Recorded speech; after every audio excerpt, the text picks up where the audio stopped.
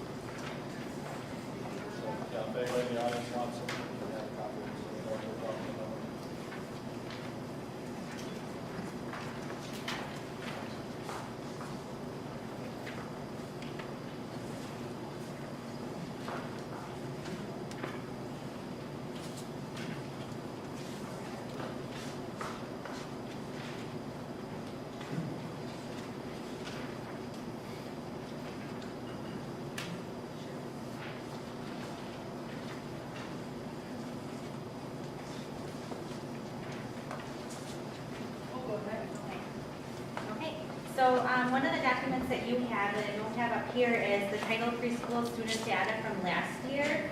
And so that's just to give you the background of the children that were in the program last year, not this year, so where they came from. What I did was I followed up with all of those students.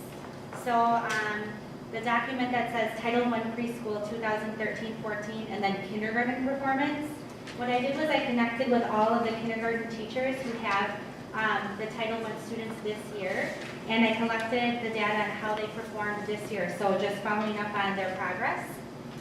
The first thing that we looked at was alphabet recognition, and the reason why I put this on a different document than the previous one was because some of the testing isn't consistent. Like the alphabet recognition in kindergarten, they're asked to look at lowercase letters, whereas in preschool, they're asked to look at uppercase letters and identify them. So that's why it's on a different document.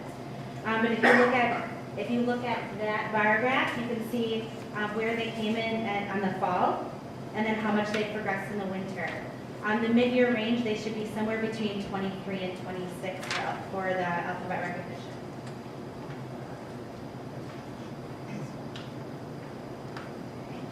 And the next one.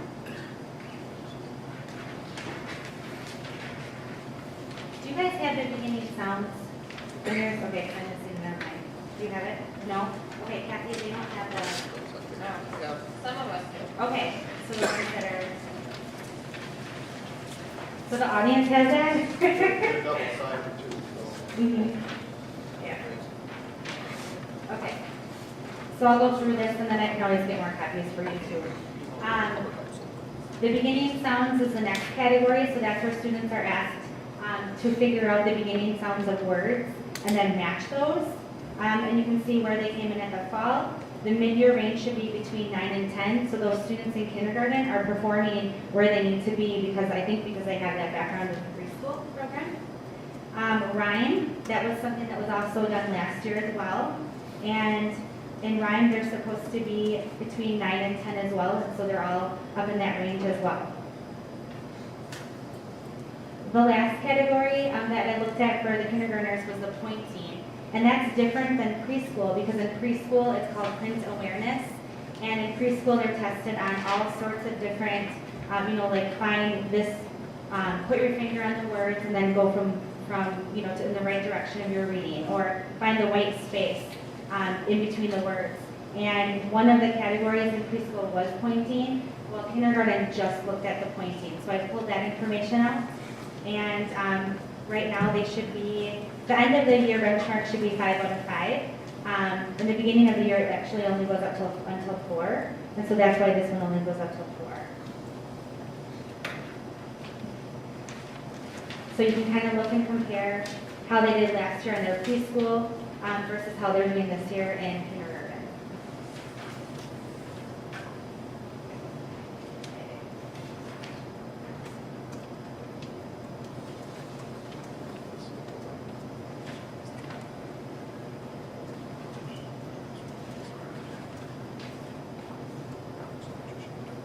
Okay, the next document that you have is the Title I preschool students for this year. That's actually the group of students that I'm teaching this year. The first chart I have for you is the early math skills.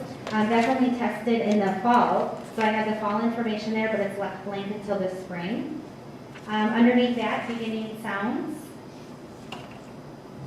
Once again, this is where they are asked to vocalize sounds from pictures. If you look at the fall scores, there were many students who actually knew 0 beginning sounds at the beginning of the year. So if you don't see any bar graphs above them for fall, that means that they literally scored a 0. The winter then, you can look and see the lighter color where they scored in the winter. So that was a lot of progress for that category. Alphabet recognition. Like I said before, these are uppercase letters versus in kindergarten they'll go on to the lowercase letters. Once again, you'll see in the fall there are some students that have no bar graphs above them because they literally knew no letters of the alphabet. So they started from square 1 or to square 0. And then if you look at the winter, this is another area I think that the group has been really strong in.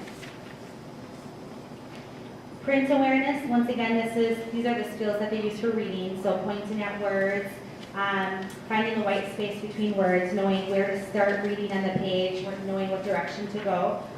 So fall, you'll see the darker color, and then once again, there are a few students who scored a 0, but then winter, you can see their progression.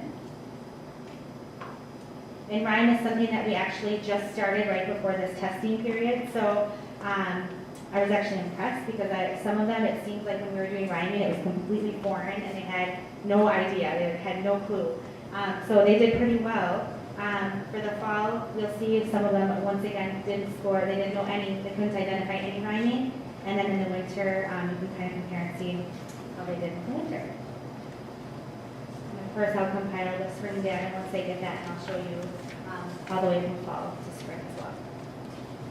And we'll continue to track the students from last year for title, as we promised, all the way into the 3rd grade to see if that trend continues. But certainly the trend now, and what we've heard from the kindergarten teachers, is that those students, you wouldn't have guessed that most of those students would have had academic needs prior to that. So that's good. Fun to see some of them in the kindergarten classrooms. Any questions? Have you looked at any of the data of our Title I students with the PALS assessment compared to like the incoming students who did not participate in our PALS or in Title I? Not the comparison of the PALS versus non-PALS. We're thinking we would do that in the spring after they've had a year, but if that's all right. Yeah. I was just curious. I've got a question, not necessarily on this here, but on title. How is that going to transition now with the 4K coming online? Are we going to transition the title into 4K? Are you anticipating still keeping the title? Well, we have quite a bit of Title I funds and very few buildings that are deemed title because of the poverty level. So I believe it will be something that we'll have to look at after the 4-year-old screening as to how many students show academic needs and whether or not we would do an extended day for them, or would we do push in kind of where we would send maybe Jen or a teacher into the classroom to provide additional one-on-one resources. It just has to be something that is above and beyond what all the other 4K students would be receiving. So, So they would all be in the same classrooms, you would just provide additional services? if they all need to go to 4K, either AM or PM, and then it could be that they have an extended day, so they go to 4K in the morning and maybe 2-3 times a week, or every afternoon they stay for the afternoon. Or it could be that during their 4K time, that someone could go in, a resource paid by title could go in and provide more one-to-one tutoring or support for those students. So we'll have to look at both models, but I think we should look at what the students' needs are, determine that.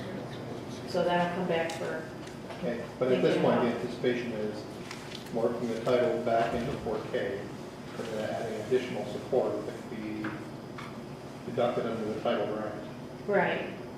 I mean, I there's mean, no way we around it, can't- yeah. We could also, just so you know, all the options, I like to tell you all the options of the choices that you could make. You could also have a 3-year-old Title I program, but that, in my mind, might be a little difficult to consider which students and busing 3-year-olds. You know, there's pros and cons of that. Some people do it. There are a couple school districts.